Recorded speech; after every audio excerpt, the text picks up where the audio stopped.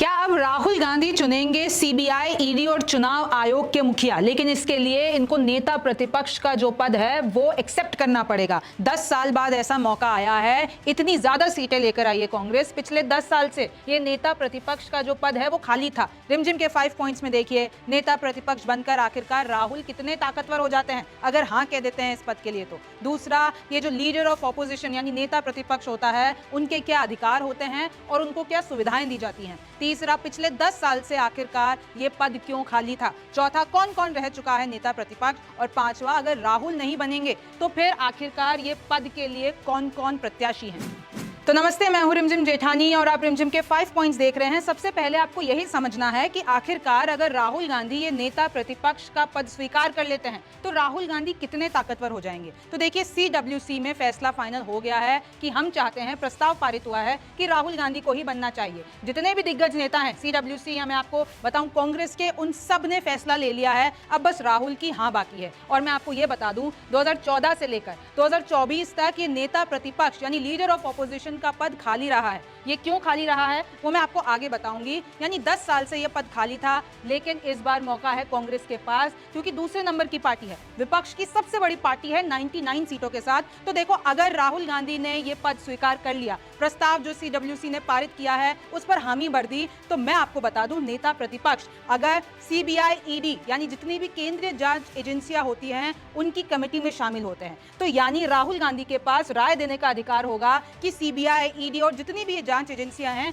इनके डायरेक्टर कौन होंगे, इनके मुखिया कौन होंगे। चुनाव आयुक्तों की नियुक्ति कमेटी में भी ये शामिल होंगे। यानी ये जो कमेटी डिसाइड करती है कि चुनाव आयुक्त कौन होंगे, उसमें भी लीडर ऑफ ऑपोजिशन का रोल रहता है। हालांकि इसके अध्यक्ष PM होते हैं यानी प्रधानमंत्री, लेकिन इधर लीडर ऑफ ऑपोजिशन का बहुत बड़ा रोल होता है। राष्ट्रीय मानव अधिकार आयोग, केंद्रीय सूचना आयोग, सेंट्रल विजिलेंस कमीशन, यानी जो कि भ्रष्टाचार से रिलेटेड सरकारी जितने भी डिपार्टमेंट्स हैं उनको देखती है, इन सब कमेटी में राहुल गांधी आ जाएंगे। यहां तक कि पब्लिक अकाउंट्स कमेटी, जो कि लोक लेखा समिति होती है, इनके अध्यक्ष भी नेता प्रतिपक्ष ही होते हैं। नेता प्रतिपक्ष होते हैं अध्यक्ष। सरकार को तलब करने का भी अधिकार होता है, क्योंकि ये जो पब्लिक अकाउंट्स कमेटी है वो ये देखते हैं कि आखिरकार सरकार ने खर्चा कितना किया है, उनका कितना रेवेन्यू आया है। फिर वो ऑडिट करते हैं, देखते हैं सही जगह पैसा गया है नहीं गया है, फिर रिपोर्ट जारी करते हैं। यहाँ तक कि जितने भी सरकारी अधिकारी हैं उनसे सवाल भी पूछ सकते हैं। अब नेता प्रतिपक्ष कैबिनेट मंत्री के बराबर का दर्जा होता है।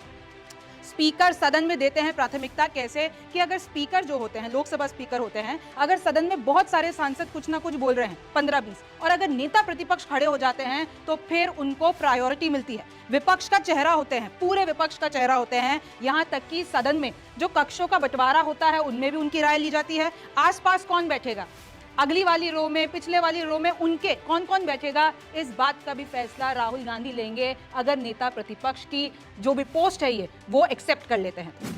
अब दूसरा पॉइंट है कि आखिरकार लीडर ऑफ ऑपोजिशन के क्या अधिकार होते हैं और उनको क्या सुविधाएं दी जाती है। तो देखिए, सेंट्रल मिनिस्टर के बराबर उनकी सैलरी होती है। जितने भी भत्ते मिलते हैं वो भी केंद्रीय मंत्री जितने ही मिलते हैं। सुविधाएं भी वैसी ही मिलती है। सरकारी बंगला मिलता है सबसे ऊंचे इलाके में, ड्राइवर सहित कार मिलती है, 14 जनों का स्टाफ मिलता है, 50,000 प्रतिमाह सैलरी होती है और 45,000 निर्वाचन भत्ता होता है। इसके अलावा बहुत सारे भत्ते दिए जाते हैं। और देखिए, देश के अंदर अगर उनको कहीं भी ट्रैवल करना है तो मुफ्त में रेल सफर, हवाई यात्रा, ये सब अगर आपको सरकारी काम के लिए करना है तो ये उपलब्ध कराया जाता है। मुफ्त का इलाज होता है, उच्च सुरक्षा दी जाती है यानी सिक्योरिटी। बाकी और जितने भी सरकारी भत्ते हैं वो सब मिलता है। यानी आप देख लीजिए कि एकदम सेंट्रल मिनिस्टर जैसा ट्रीटमेंट होता है। तीसरा, आखिरकार पिछले 10 साल से ये पद खाली क्यों था। तो देखिए, एक कानून है leader of opposition in parliament act 1977। इसके हिसाब से नेता प्रतिपक्ष वही बन सकता है जो पार्टी लोकसभा की 10% सीटें या तो जिसके पास होती है, यानी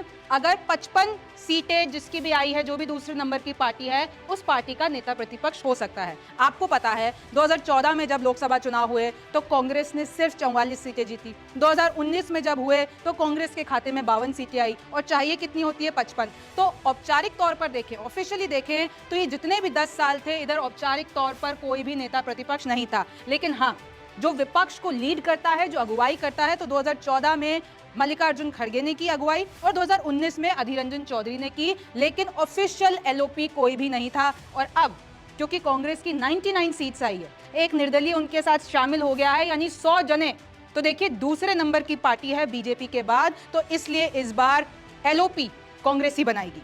औपचारिक तौर पर खाली रहा है 10 साल से, और देखिए इस पे स्पीकर का फैसला अहम होता है। पहले जब ये 24 तारीख को संसद सत्र शुरू होगा, 26 तारीख को लोकसभा स्पीकर का चुनाव होगा, और फिर उसके बाद लीडर ऑफ ऑपोजिशन का फैसला लिया जाएगा और स्पीकर की अध्यक्षता में ये लिया जाएगा। चौथा देखिए कौन कौन रह चुका है नेता प्रतिपक्ष। अब मैं आपको कुछ नाम बता देती हूँ। डॉक्टर राम सुभाष सिंह 1969 से 1970, स्टीफन 1978 से 79, जगजीवन राम कदम 1979 में, राजीव गांधी 1989 टू 1990, गंगा देवी 1996, अटल बिहारी 1993 से 1997, शरद पवार एनसीपी के मुखिया 1998 से 1999, सोनिया गांधी 1999 से 2004, आडवाणी, इधर सबसे बड़ा कार्यकाल रहा है आडवाणी जी का 1990 से 1993 एक बार, और फिर 2004 से 2009 दूसरी बार। तो देखिए लास्ट जो भी अगर आप जाएंगे लीडर ऑफ ऑपोजिशन भारत में रहे हैं ऑफिशियल तौर पर, वो रही हैं सुषमा स्वराज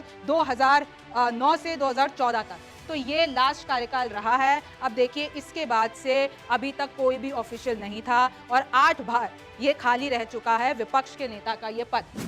अब पांचवा पॉइंट देख लीजिए, अगर राहुल गांधी एक्सेप्ट नहीं करते हैं नेता प्रतिपक्ष का ये पद, तो आखिरकार कौन लेगा ये पद। तो देखिए मैं आपको पहले बता देती हूँ कि ऐसे क्यों चांसेस है कि राहुल गांधी मना कर सकते हैं। आपको पता है कांग्रेस की स्ट्रेंथ जो है अब 100 हो चुकी है, क्योंकि एक निर्दलीय उनमें शामिल हो चुका है। अगर कांग्रेस ने नहीं लिया तो फिर यह पद खाली ही रहेगा, क्योंकि कानून के हिसाब से जो दूसरे नंबर की पार्टी होती है या जो विपक्ष की सबसे बड़ी पार्टी होती है जिसके पास 10% सीटें होती है, वो ही ये पद ले सकती है। तीसरे नंबर पे तो समाजवादी पार्टी है, लेकिन उनके पास 37 ही है। तो अगर राहुल गांधी और अगर कांग्रेस ये पद नहीं लेती है तो ये पद खाली रहेगा। और क्यों ऐसा कहा जा रहा है, क्योंकि आप याद कीजिए 2022 में भी कांग्रेस अध्यक्ष का पद ठुकरा चुके हैं राहुल गांधी। बहुत कहने के बाद सबकी ये इच्छा थी कि राहुल गांधी बने, लेकिन राहुल गांधी ने साफ मना कर दिया था। अब देखिए ऐसा कहा जा रहा है क्योंकि राहुल का इस वक्त फोकस यूपी पे बहुत ज्यादा है। आपको पता है यूपी में चमत्कार ही किया है कांग्रेस पार्टी ने, या मैं कहूं इंडिया गठबंधन ने साथ मिलकर। तो राहुल का फोकस है अभी यूपी, बिहार, मध्य प्रदेश, गुजरात और छत्तीसगढ़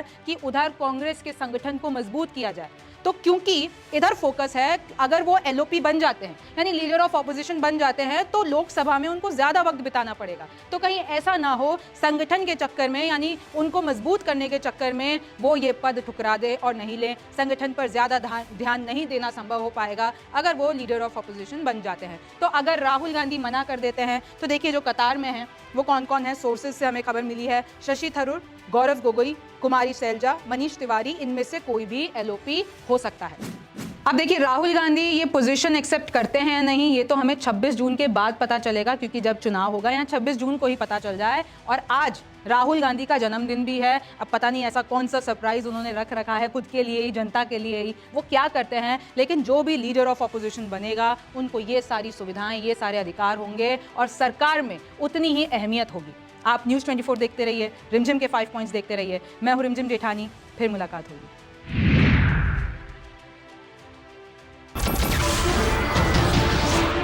नमस्कार, मैं हूं मानक गुप्ता। अगर आपको हमारा ये वीडियो पसंद आया हो तो इसे लाइक और शेयर जरूर करें, और हाँ, हमें सब्सक्राइब और फॉलो करना ना भूलें, ताकि आप देश और दुनिया की कोई खबर मिस ना करें। तो जुड़े रहिए हमारे साथ और देखते रहिए न्यूज़ 24।